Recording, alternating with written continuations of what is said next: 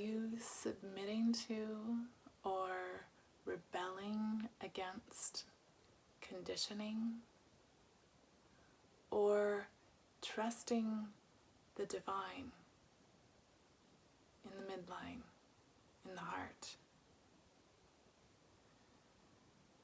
I'm really inspired about this inquiry right now, as it seems essential in really claiming our body as the vessel of our soul. So I've had this experience over the last couple weeks. After going to visit family and visiting the place where I was born, and looking into the larger picture of my coming here into this life and the constellation of my parents and their relationship and the core learnings that I have chosen on this path in this life.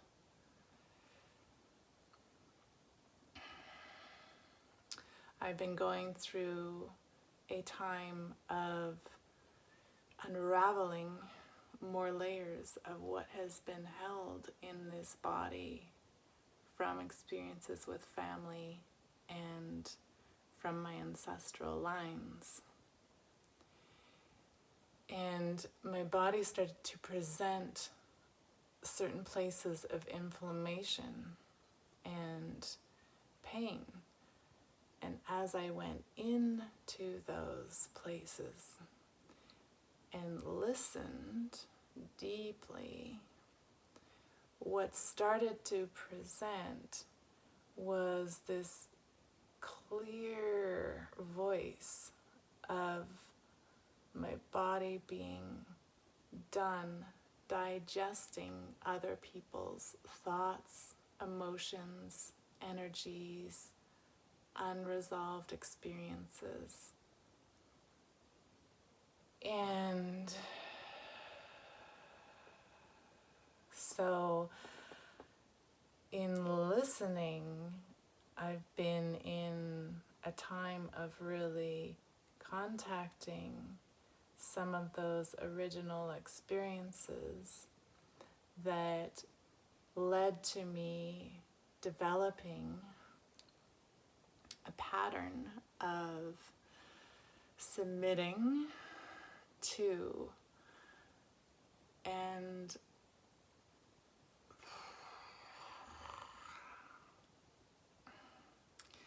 attempting to process through my system that which I felt around me.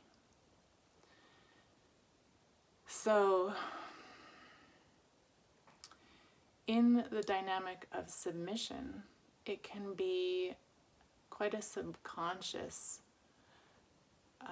contraction and dampening of our life force and our tissues in different places,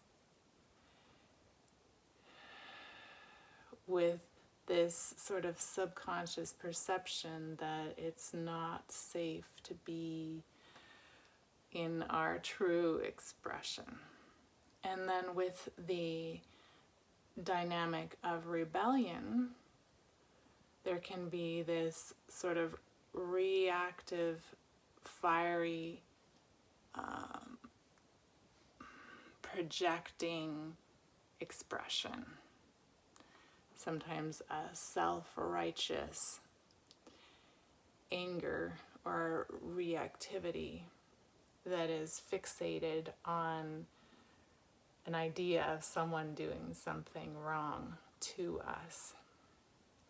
And that one can be a tricky one, because in a process of healing from a traumatic experience where there was some kind of disconnection from our essence, it can be vital to reclaim an owning of our body and biosphere, energetic field, and a choosing what we engage with. And anger may arise as part of that journey. Where it gets tricky is if we continue to identify and fixate on a reactivity that perpetuates a kind of fire and is actually underneath still identified with being a victim.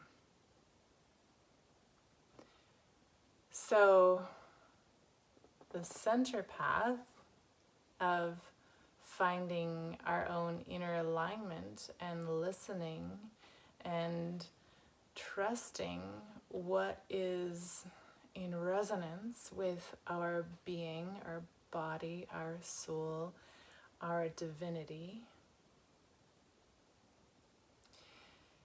is the core of being able to also see clearly those places of submission, contraction, dampening our energy, and the explosive, reactive, retaliatory rebellion.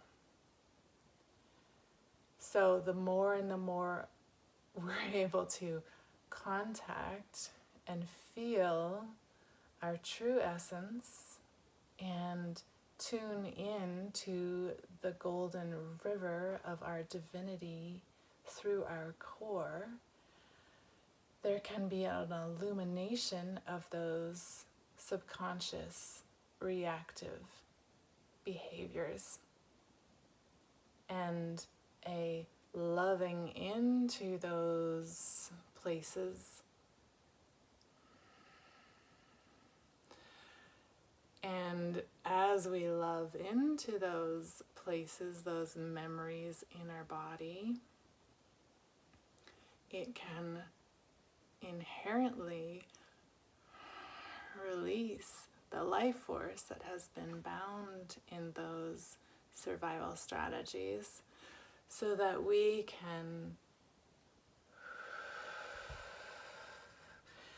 actually utilize that energy for what we're inspired to be living, creating, expressing from our essence.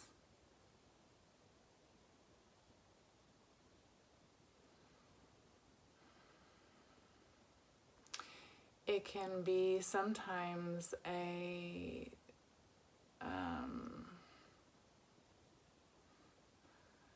sort of sneaky delusion that we may find ourselves getting into, that containing ourselves is actually serving or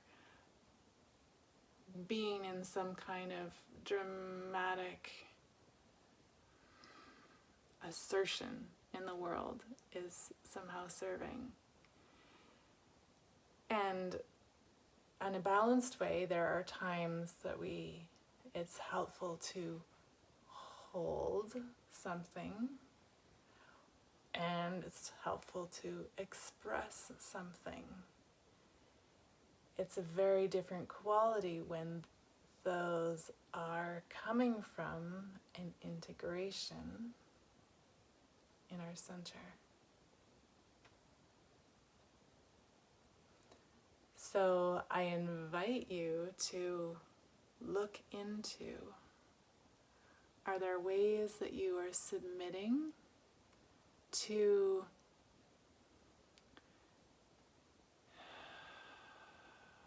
the imprints, the voices from your past?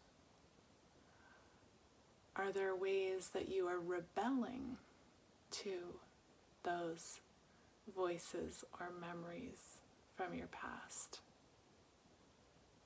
And how can you allow yourself to settle into that center?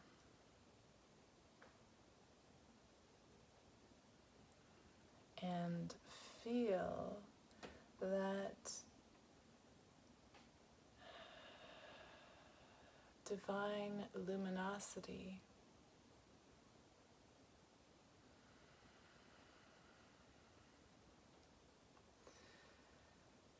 and move from here.